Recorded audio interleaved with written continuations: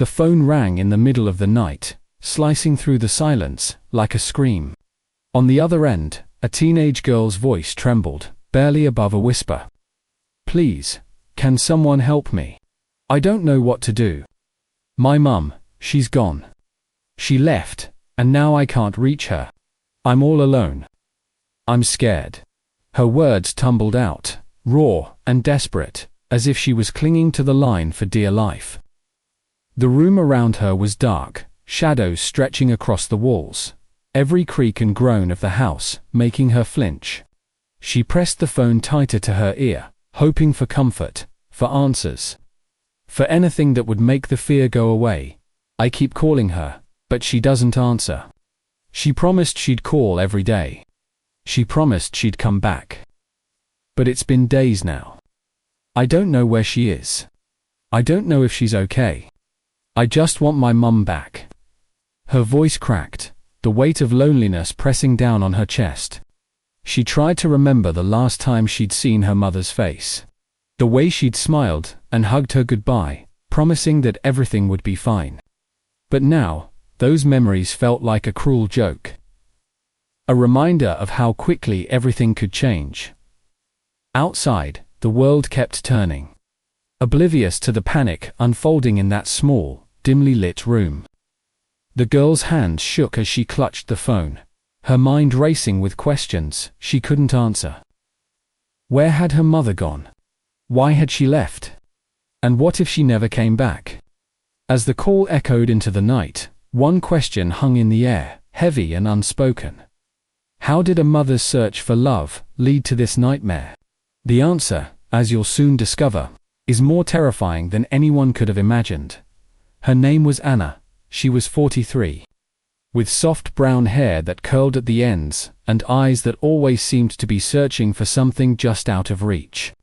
Most days, Anna moved through life on autopilot. Wake up, make breakfast, get her daughter ready for school, go to work, come home, repeat. The routine was safe, predictable, and utterly exhausting. Anna hadn't always felt so alone. There was a time, not so long ago, when laughter filled the house. When she and her husband would dance in the kitchen after dinner. When her daughter would curl up beside her on the couch and beg for just one more story before bed. But that was before the arguments, before the silences grew longer than the conversations. Before the love that once held them together finally unraveled. The divorce had been messy, as divorces often are. There were tears, slammed doors, and words that couldn't be taken back.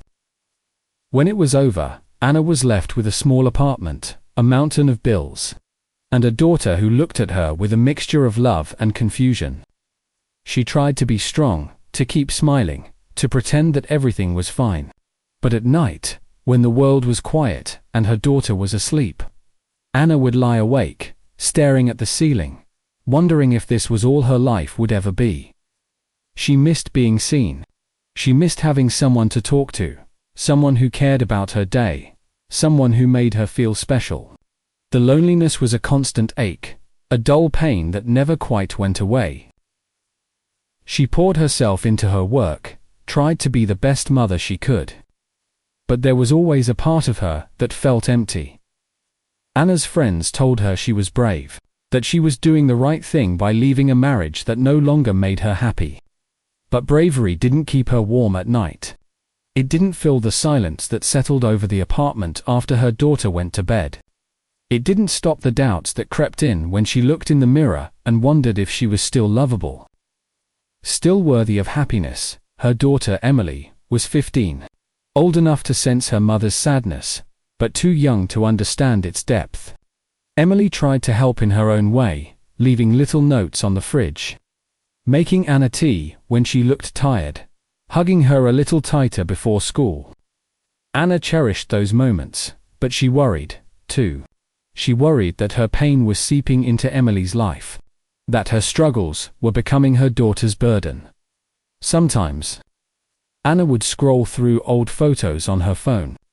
Pictures from family vacations, birthdays, Christmas mornings. She'd see the smiles, the laughter, the way her husband used to look at her, and she'd wonder where it all went wrong. She'd wonder if she'd ever feel that kind of love again. The world outside seemed to move on without her. Friends got remarried, co-workers went on dates, even her ex-husband seemed to be finding his footing. Anna felt stuck, trapped in a life that felt smaller and lonelier with each passing day.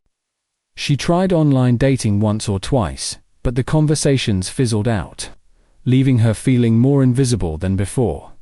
Still, Anna held on to hope. She believed, deep down, that there was someone out there for her. Someone who would see her, love her, make her feel alive again. She dreamed of adventure, of romance, of a fresh start, in a place where no one knew her past. She wanted to believe that happiness was still possible. That her story wasn't over yet. But dreams can be dangerous things, especially when you're lonely. And as Anna would soon discover, the search for love can sometimes lead you down a path you never meant to take. A path where hope and heartbreak walk hand in hand, and where the price of longing can be more than you ever imagined. What Anna didn't know was that her life was about to change forever. And the first step on that journey would begin with a single message from a stranger, thousands of miles away. It started on a rainy Thursday night, the kind where the world outside felt grey and endless. Anna sat curled up on her worn-out sofa, the glow of her laptop the only light in the room. Emily was in her bedroom, headphones on, lost in her own world.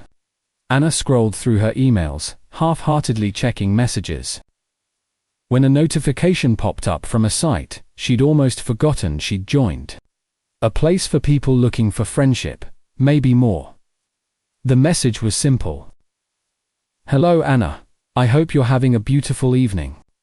I saw your profile and felt I had to say hi. My name is Sem. There was something about the way he wrote, polite, warm, a little formal, but not stiff. His profile picture showed a man with kind eyes, dark hair, and a gentle smile. He was from Istanbul, he said, and worked as an architect. He loved art, music, and long walks by the Bosphorus. Anna hesitated, her finger hovering over the reply button. Istanbul felt impossibly far away, but something about Sem's words made her feel seen. Even from across the world. She wrote back, just a short reply, not expecting much. But Sem responded almost instantly, asking about her day, her favorite books, her dreams. He seemed genuinely interested, never rushing, never pushing. Their messages grew longer, more personal. He told her about his childhood in Turkey. The way the city lights shimmered on the water at night, the smell of fresh bread from the corner bakery. Anna found herself smiling at his stories, imagining herself in those faraway places. Days turned into weeks. Every morning, Anna woke up to a new message from Sem. He asked about Emily, about Anna's work, about her hopes for the future. He remembered the little things she mentioned, a stressful meeting, a favorite song, the way she liked her coffee. He sent her photos of Istanbul, bustling markets, ancient mosques, sunsets that painted the sky in gold and pink. Anna felt her world expanding. Her heart opening in ways she hadn't thought possible. Sem was attentive in a way Anna hadn't experienced in years. He listened, really listened, to everything she said. He called her beautiful, told her she was strong, that she deserved happiness. He made her feel special, cherished, as if she was the only woman in the world. Anna found herself waiting for his messages, checking her phone during lunch breaks, staying up late just to talk to him. She laughed more, smiled more, even caught herself humming as she cooked dinner. But not everyone shared her excitement. Emily noticed the change in her mother. The way Anna's eyes lit up when her phone buzzed, the secretive smiles, the sudden bursts of laughter. At first, Emily was happy to see her mum in a good mood. But as the days passed, she started to feel left out, pushed aside. Anna spent more time on her phone, less time with Emily. Dinner conversations grew shorter, replaced by Anna's distracted glances at her screen.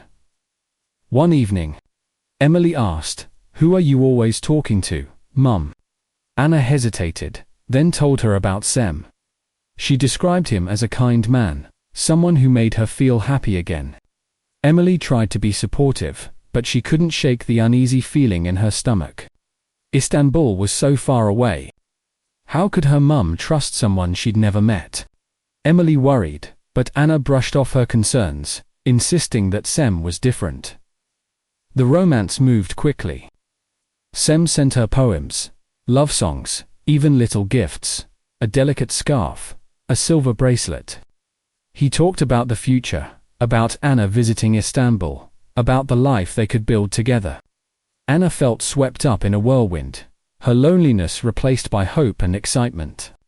She started to dream again, to believe that maybe, just maybe, she could have a second chance at happiness.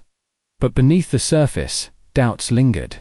Emily watched her mother fall deeper under Sem's spell, her own worries growing with each passing day. She wanted to trust her mum's judgment, but something didn't feel right. Still, Anna was too caught up in the magic to notice the shadows gathering at the edges of her new love story. And as the days turned into nights, filled with whispered promises and distant dreams, neither Anna nor Emily could have guessed just how quickly hope could turn to heartbreak, or how much they both stood to lose. The days blurred into weeks, and Anna's world began to revolve around SME every evening. As soon as Emily retreated to her room, Anna would settle in front of her laptop, heart fluttering with anticipation. The first time Sem suggested a video call, Anna's hands shook as she accepted. The screen flickered, and there he was, smiling, warm, his accent soft and inviting. He complimented her hair, her laugh, the way her eyes sparkled when she talked about her dreams. Anna felt seen in a way she hadn't in years. Their calls became a nightly ritual. Sem would show her the view from his apartment window, the city lights of Istanbul twinkling in the background. He'd walk her through the bustling streets on his phone, pointing out his favorite cafes, the old stone bridges, the flower stalls bursting with color. Anna was enchanted. She imagined herself there, hand in hand with Sem.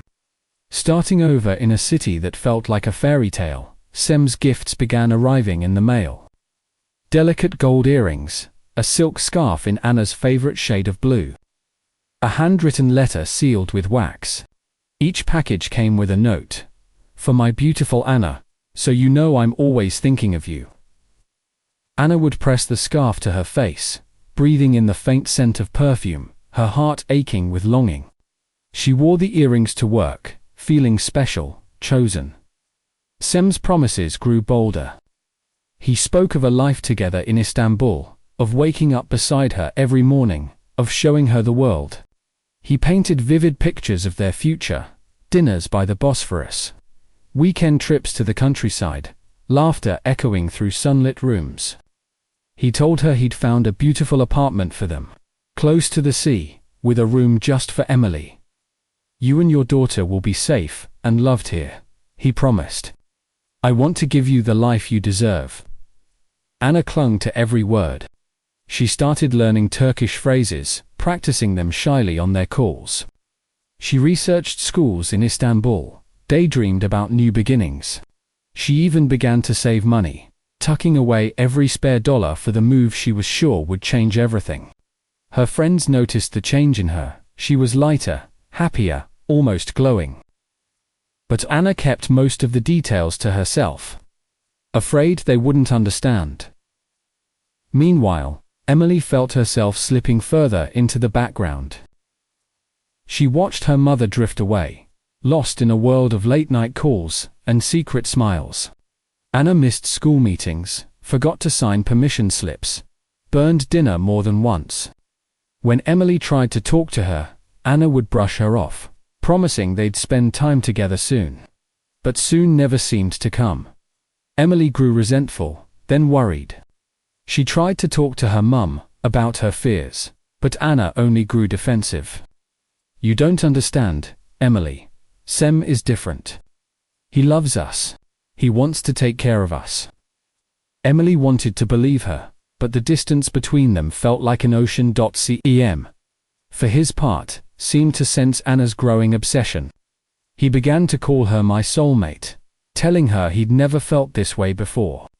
He said he'd been waiting his whole life for her, that fate had brought them together. Anna believed him. She wanted to believe him. She needed to believe that happiness was finally within reach.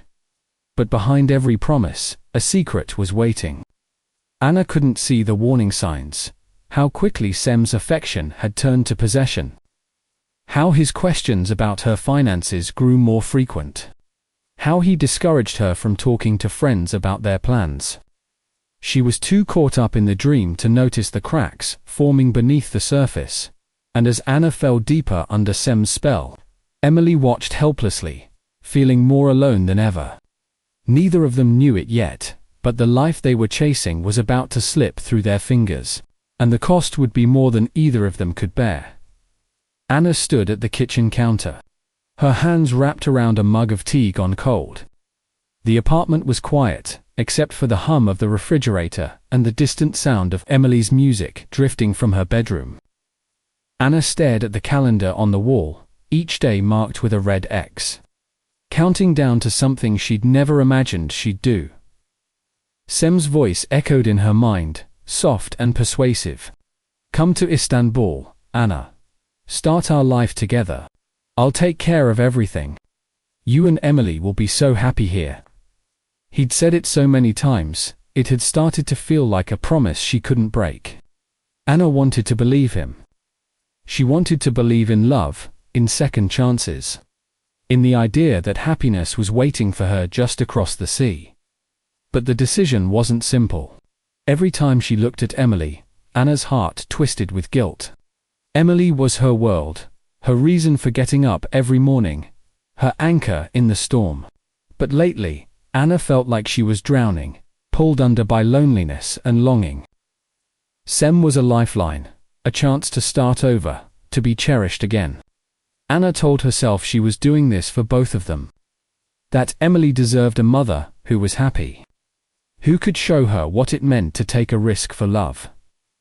Still, the thought of leaving Emily behind, even for a little while, made Anna's chest ache.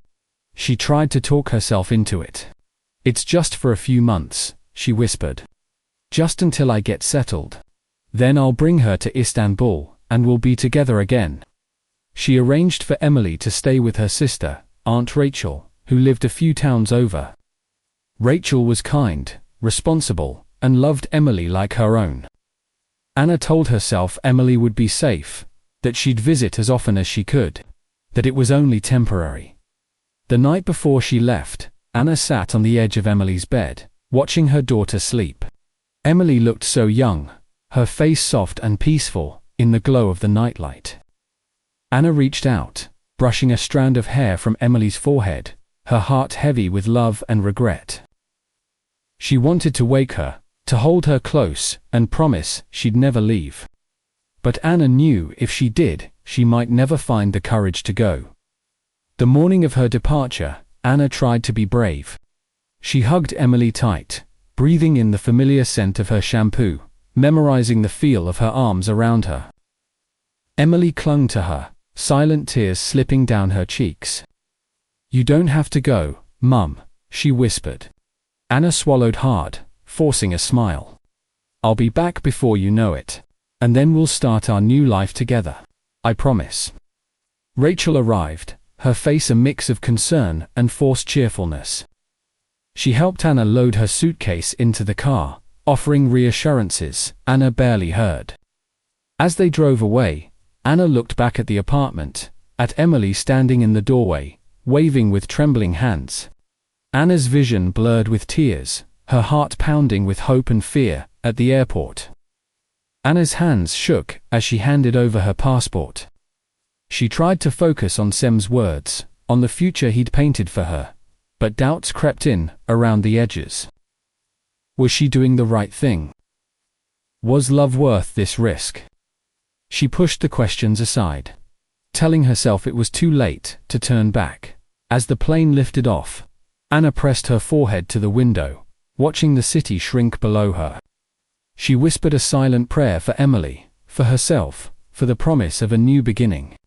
But as the clouds swallowed the world she knew, Anna couldn't shake the feeling that something precious was slipping away, and that the price of her decision might be higher than she ever imagined.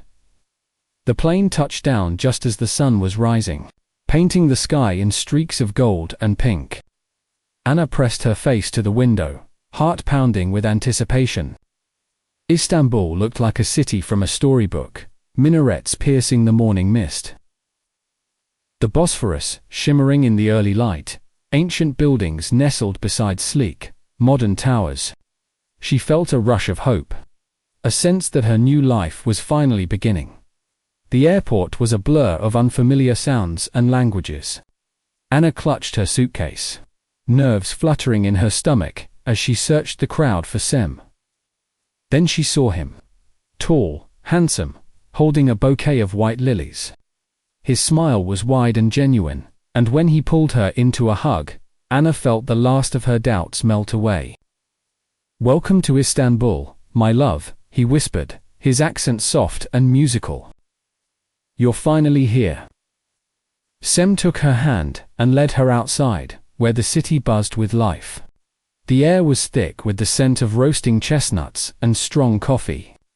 Car horns blared, vendors shouted, and the call to prayer drifted over the rooftops. Sem pointed out the sights as they drove through winding streets. The domes of Hagia Sophia, the bustling Grand Bazaar, the sparkling water of the Bosphorus.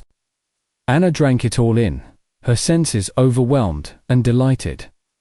Their first days together felt like a dream. Sem took her to rooftop cafes with sweeping views of the city, 2 hidden gardens filled with roses, 2 tiny restaurants where they shared plates of baklava and sipped sweet tea. He was attentive, always holding her hand, always telling her how beautiful she was. He introduced her to his friends, who greeted her warmly, though Anna noticed they never stayed long. Sem seemed eager to keep their time together private, always steering her away from crowded places, always insisting they return to his apartment before dark. At first, Anna didn't mind. She was enchanted by the city, by Sem's affection, by the sense of adventure that filled every moment. But soon, little things began to unsettle her. Sem grew impatient when she wanted to explore on her own. "It's not safe for you," he'd say, his tone gentle but firm. "You don't know the city yet. Let me take care of you." He insisted on holding her passport, just in case, and asked her not to share their plans with anyone back home. "People won't understand," he said. "They'll only worry." Anna tried to brush off her unease. Sem was just being protective, she told herself. He loved her, wanted her to be safe. But the city that had seemed so magical began to feel smaller, more confining. Sem started making odd requests, asking her to wire money to help with a business emergency, urging her to open a joint bank account so they could plan their future together. When Anna hesitated, he'd grow distant, his warmth replaced by cold silence, until she relented. She missed Emily fiercely. Every night, Anna would sit by the window, staring out at the city lights, her phone heavy in her hand. Sem discouraged her from calling too often. "Emily needs to adjust," he'd say. "You need to focus on us now." Anna felt torn, guilt gnawing at her. But she wanted so badly to believe in the life Sem had promised. The days passed in a blur of beauty and confusion. Sem's affection was intoxicating, but his control was suffocating. Anna found herself second-guessing every decision, every word. She told herself it was just the stress of adjusting to a new place, that things would get better once they were settled. But deep down, a small voice whispered that something was wrong. Still, Anna clung to the dream. She wanted to believe that love could conquer fear, that she hadn't made a terrible mistake. She told herself that every relationship had its challenges, that Sem's protectiveness was just another form of love. But as the city lights flickered outside her window, Anna couldn't shake the feeling that she was losing herself, and that the life she'd dreamed of was slipping further and further away. Emily sat on the edge of her aunt's guest bed. Knees pulled to her chest, phone clutched tightly in her hand. The room was unfamiliar. Different smells, different shadows, nothing like home. She stared at the screen, willing it to light up with a message from her mum. But the minutes dragged by, and the silence grew heavier. At first, Anna had called every night. She'd tell Emily about the city, about the food, about how happy she was. Emily would listen, trying to sound excited, but her heart ached with every word. She missed her mum's hugs, her laugh, the way she'd sing along to the radio while making breakfast. She missed the feeling of being a family, even if it had just been the two of them. But then the calls started coming less often. Sometimes Anna would text instead, short messages that felt rushed. Busy day, sweetie. I'll call tomorrow. Love you. Or Sem and I are out late tonight. Miss you. Emily tried to be understanding. She knew her mum was starting a new life. But the distance felt like a wall she couldn't climb. Aunt Rachel did her best to fill the gaps. She made Emily's favorite dinners, took her shopping, tried to make her laugh. But Emily could see the worry in her aunt's eyes, the way she'd glance at her phone after every missed call. Rachel asked gentle questions. Have you heard from your mum today? But Emily never had good answers. School felt pointless. Emily drifted through her classes, barely listening, her mind always somewhere else. She stopped hanging out with friends, stopped answering their texts. She didn't want to explain what was happening, didn't want to admit how lost she felt.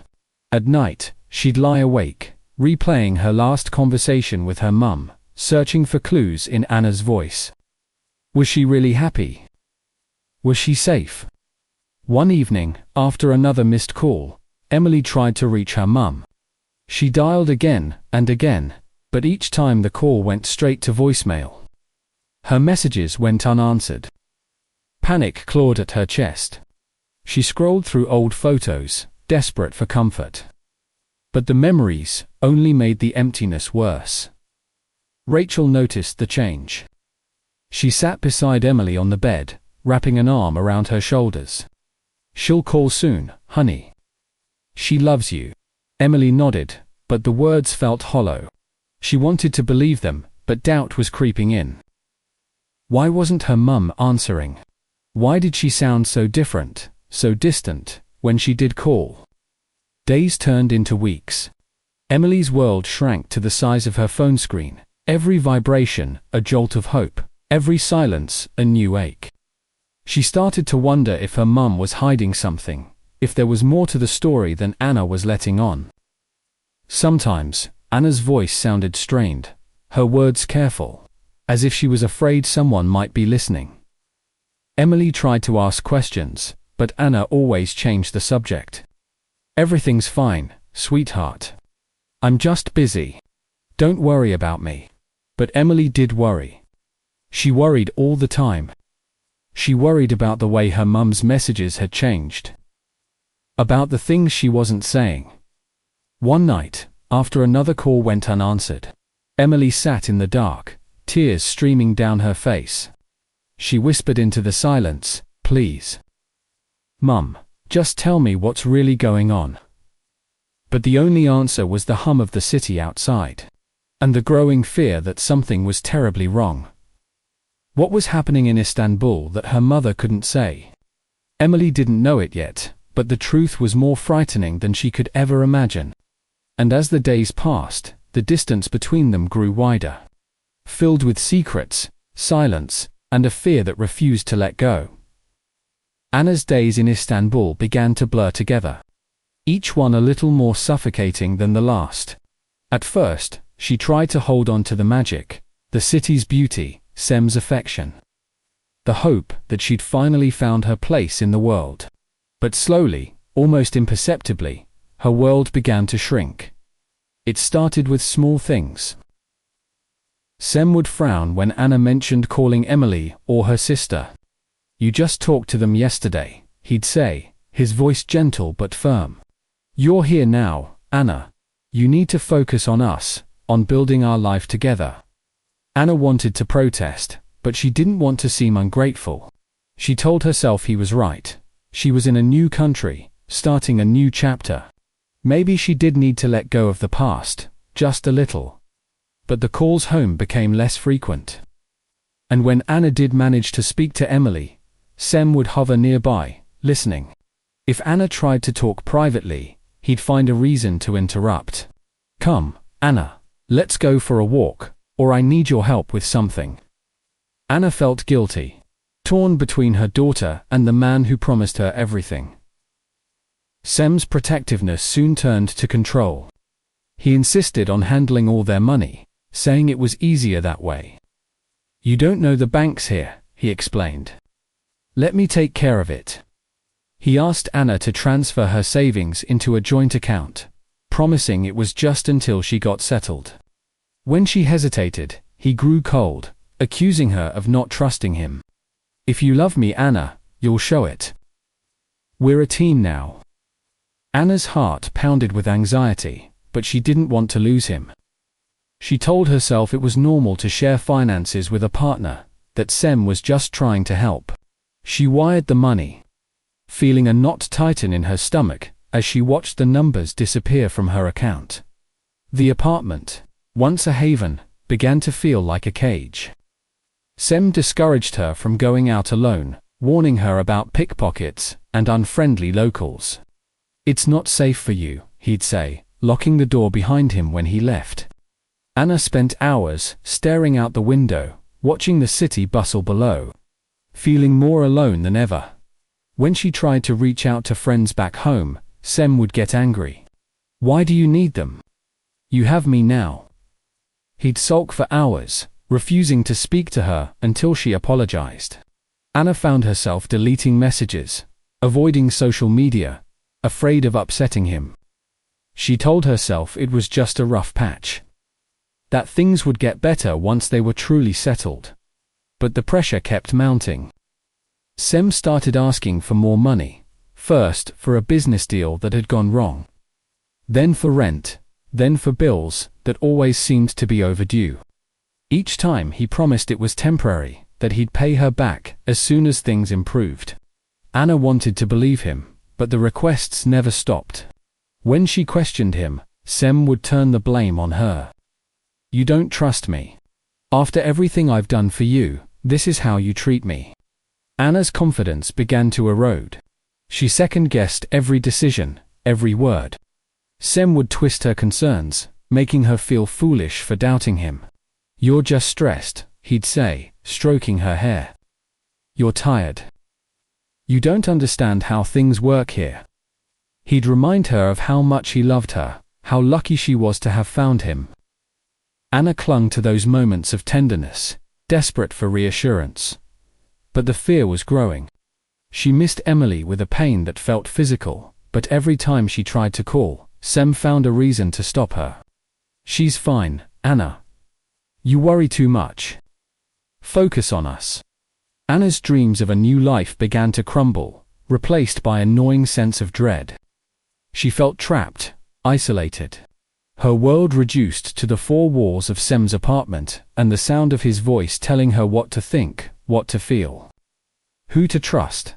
The contrast between the hope she'd felt when she arrived and the fear that now consumed her was stark. Anna remembered the woman she'd been, the mother who'd taken a chance on love, who'd believed in happy endings. Now, she barely recognized herself. She was a shadow, moving through her days in a fog of confusion and regret. Still, Anna tried to hold on. She told herself it was just a phase, that Sem would come around, that she could fix things if she just tried harder. But deep down, she knew something was terribly wrong. The man who'd promised her the world had become her jailer, and the city that once felt like a dream now felt like a trap. And as Anna's world narrowed to a single, suffocating point, she couldn't help but wonder. How had she let it come to this? What would it take to break free? And was it already too late? It happened on a grey, drizzling morning, the kind that made the city feel even more foreign and cold. Anna woke to the sound of Sem's voice, sharp and impatient, speaking rapidly on the phone in Turkish. She couldn't understand the words, but the tone was unmistakable: anger, frustration, something urgent. When he noticed her watching, he ended the call abruptly and forced a smile that didn't reach his eyes. Anna's nerves were frayed. The money she'd transferred was gone, and Sem always had a new excuse. The business deal had fallen through. The landlord was demanding more rent. There was a family emergency, a sick relative, a friend who needed help. Anna's savings had vanished, and every time she asked for details, Sem's answers grew vaguer, his temper shorter. One afternoon, Anna's phone buzzed with a message from her bank. She stared at the screen, heart pounding. Her account was nearly empty.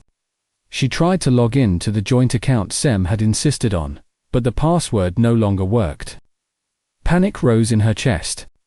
She confronted Sem, voice trembling, asking where the money had gone. He exploded.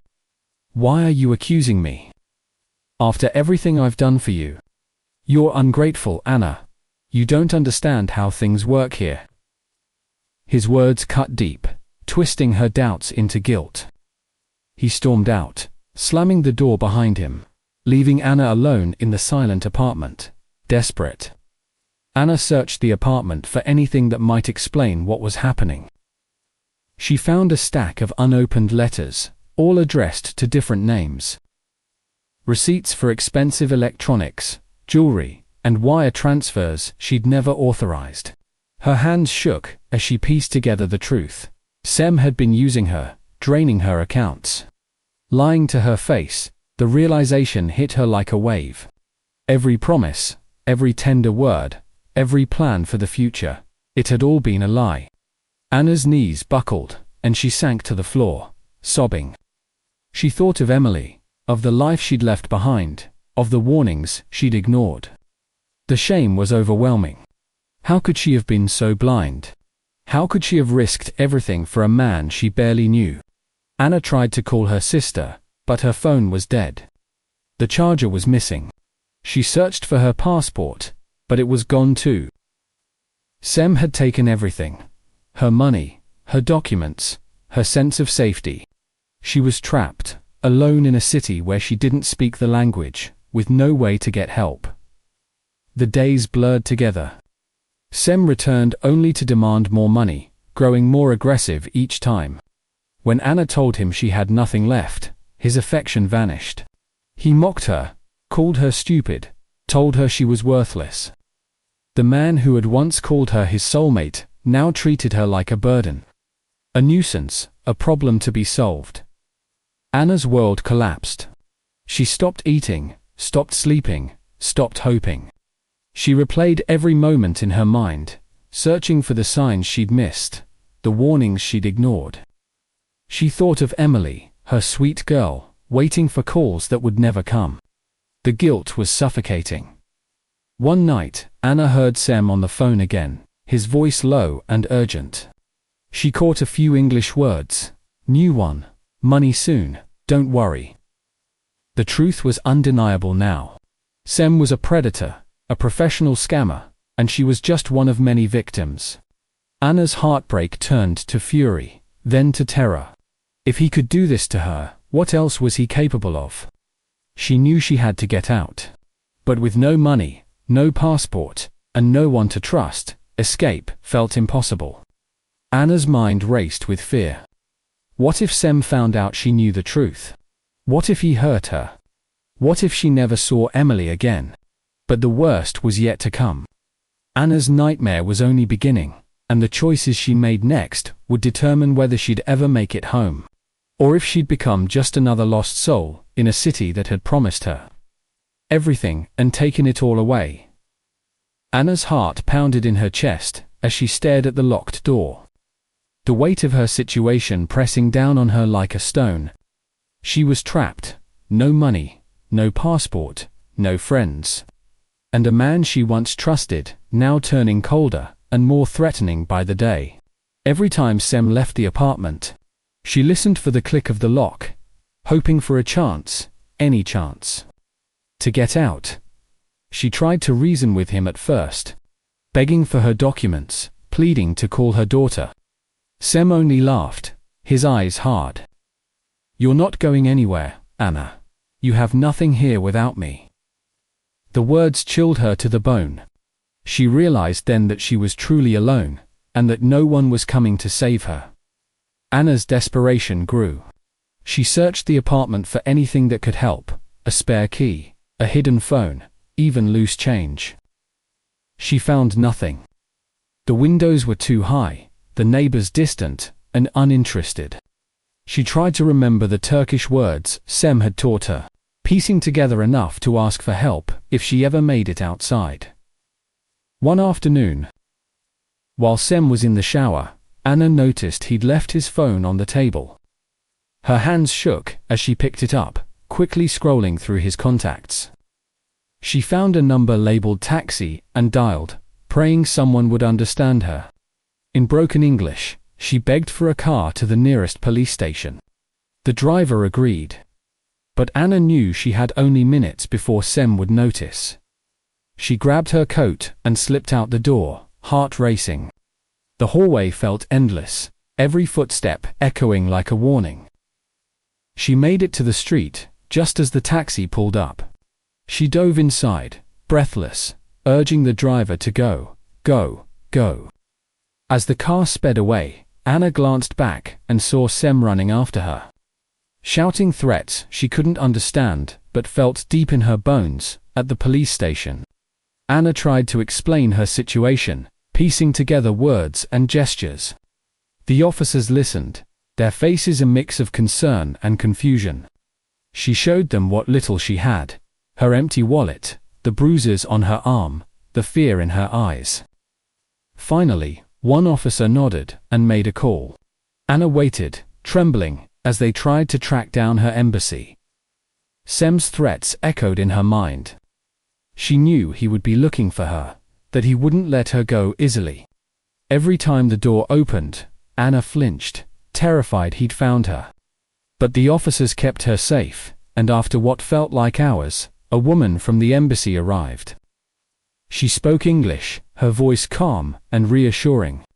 Anna broke down in tears, relief and terror mingling as she told her story. The embassy staff helped Anna recover her identity, arrange a flight, and contact her family.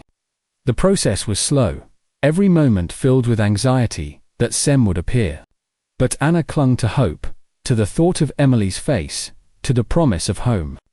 When she finally boarded the plane, she pressed her forehead to the window, tears streaming down her cheeks. She was battered, broken, but alive. As the city of Istanbul faded beneath the clouds, Anna whispered a silent prayer of gratitude, and a promise that she would never let herself, or her daughter, be so vulnerable again. But even as the plane soared toward home, Anna knew the scars of her ordeal would follow her, and that the hardest part, facing what she'd lost, was still to come. The airport was crowded, voices echoing off the high ceilings, but Anna felt as if the world had gone silent. She scanned the sea of faces, her heart thudding in her chest, searching for the one person she needed more than anything. Then, through the blur of tears and exhaustion, she saw Emily, standing small and uncertain beside Aunt Rachel, clutching her backpack, eyes wide with hope and fear. Anna dropped her bag and ran. Emily hesitated for a split second, then rushed forward, colliding into her mother's arms. Anna held her tight, burying her face in Emily's hair, sobbing with relief and regret. "I'm so sorry, baby. I'm so sorry," she whispered over and over, rocking her daughter as if she could erase the weeks of pain and distance with the strength of her embrace. Emily clung to her, silent tears soaking Anna's shoulder. For a long moment, neither of them spoke. The world faded away, and it was just the two of them, mother and daughter, holding on as if they might never let go again. But the relief of reunion was quickly shadowed by guilt. Anna saw the hurt in Emily's eyes, The questions she was too afraid to ask. She wanted to explain, to make her daughter understand, but the words caught in her throat. How could she tell Emily about the choices she'd made, the danger she'd put them both in, the trust she'd broken? The days that followed were filled with awkward silences and careful conversations. Anna tried to return to normal, making breakfast, helping with homework, tucking Emily in at night, but everything felt fragile, as if the smallest misstep might shatter the peace they'd found. Emily was quieter now, more guarded, watching her mother with a wariness that broke Anna's heart. Anna struggled with nightmares, waking in the dark, gasping for air, Sem's voice still echoing in her mind. She jumped at sudden noises, flinched at unexpected touches. She found herself apologizing constantly, desperate to make up for the time she'd lost, the pain she'd caused. But trust, once broken, is slow to heal. Emily tried to forgive, but the fear lingered. She worried every time Anna left the house, checked her phone obsessively, afraid her mother might disappear again. Anna saw the anxiety in her daughter's eyes, and hated herself for putting it there. Recovery was slow, measured in small victories. A shared laugh, a quiet evening together, a hug that lasted a little longer. Anna started seeing a counselor, determined to face her trauma and rebuild her life. She encouraged Emily to talk about her feelings, to let the anger and sadness out, instead of holding it inside. Some days were better than others. There were setbacks, tears, moments when Anna wondered if things would ever truly be okay. But there was also hope, a fragile, persistent hope that they could heal. Together, as the weeks passed, Anna and Emily began to find their way back to each other. The scars remained, but so did their love. And in the quiet moments, when Anna held her daughter close, she promised herself she would never let go again. Anna sat in a small, windowless office at the local police station, her hands folded tightly in her lap. The detective across from her listened patiently as she recounted every detail. How she'd met Sem, the promises he'd made, the money that vanished, the threats, the fear. She handed over what little evidence she had. Bank statements, emails, a few photos. The detective nodded, taking notes, but Anna could see the weariness in his eyes. She wasn't the first woman to walk through these doors with a story like hers. Legal action was complicated. Sem had used fake names, false addresses, and accounts that disappeared as quickly as they were created. The authorities in Istanbul were sympathetic, but overwhelmed. Anna's embassy offered support, but the process was slow, tangled in bureaucracy and international red tape. There were forms to fill out, interviews to attend, and endless waiting. Each step felt like reliving the nightmare, but Anna pressed on, determined to do whatever she could to hold SM accountable. Emily watched her mother with a mix of admiration and sadness. She saw how hard Anna was fighting, how much she wanted justice, not just for herself, but for every woman who'd been tricked and betrayed. But Emily also saw the toll it took. Anna was tired, her face drawn, her eyes shadowed by worry. Some days, it seemed like the world was stacked against them. That Sem would simply vanish into the shadows, free to do it all again, at home. Anna and Emily talked about what had happened, trying to make sense of it all. Anna admitted the warning signs she'd ignored. The way Sem had rushed their relationship, the secrecy, the pressure to send money, the isolation from friends and family. She spoke honestly about her loneliness, her longing to be loved, and how those feelings had clouded her judgment. Emily listened, sometimes angry, sometimes sad, but always with a growing understanding of just how easy it was to fall for a dream. They talked about trust, how precious it was, how easily it could be broken, and how hard it was to rebuild. Anna apologized again and again, not just for leaving, but for not listening to Emily's fears. Emily, in turn, shared her own guilt for not being able to do more, for feeling helpless and afraid. The cost of misplaced trust was high. Anna's savings were gone, her sense of safety shattered, her relationship with her daughter forever changed. But as they faced the aftermath together, they also found strength in each other. They learned to ask questions, to trust their instincts, to lean on the people who truly cared. Justice, in the end, was imperfect. Sem was never caught, his trail lost in the maze of international borders and false identities. But Anna refused to let him have the last word.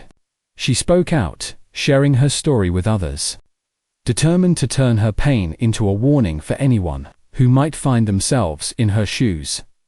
And as Anna and Emily moved forward, they carried the lessons of their ordeal with them.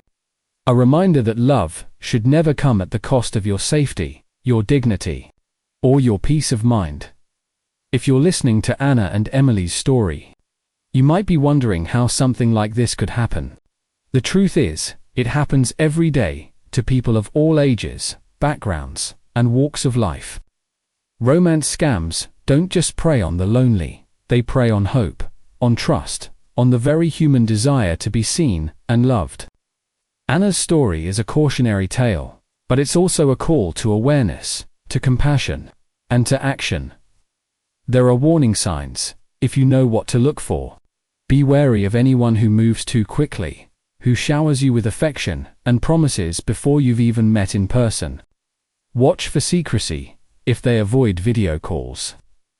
Refuse to share details about their life, or discourage you from talking to friends and family. Take a step back. Never send money to someone you haven't met face to face, no matter how convincing their story may be. Scammers are experts at creating urgency, inventing emergencies, and making you feel responsible for their problems. Trust your instincts. If something feels off, it probably is. Talk to someone you trust, a friend, a family member, even an online support group. Don't let shame or embarrassment keep you silent. Anna learned the hard way that isolation is a scammer's best friend. The more you share, the harder it is for someone to manipulate you in the dark. If you or someone you know is caught in a situation like Anna's, there are resources that can help. Many countries have hotlines and organizations dedicated to supporting victims of romance scams. The FBI's Internet Crime Complaint Center, local police, and victim support groups can offer guidance and assistance. You are not alone, and there is no shame in asking for help. Anna and Emily's journey wasn't easy. The scars of betrayal and fear don't fade overnight. But they found strength in each other, and in the support of those who cared. They learned that healing is possible, even after the deepest wounds. Anna now volunteers with a local support group, sharing her story so others might avoid the same fate. Emily, too, has found her voice, speaking out about the importance of listening to your gut and standing up for yourself. Their story is a reminder that resilience is born from hardship, and that hope can survive even the darkest moments. If you take anything from their experience, let it be this: you are worthy of love. But you are also worthy of safety, respect, and honesty. Don't let anyone convince you otherwise. So, if you ever find yourself swept up in a whirlwind romance, remember Anna and Emily. Ask questions. Set boundaries.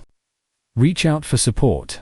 And if you see someone else at risk, don't look away. Offer a hand, a listening ear, or a gentle warning. Together, we can make it harder for scammers to succeed, and easier for survivors to heal.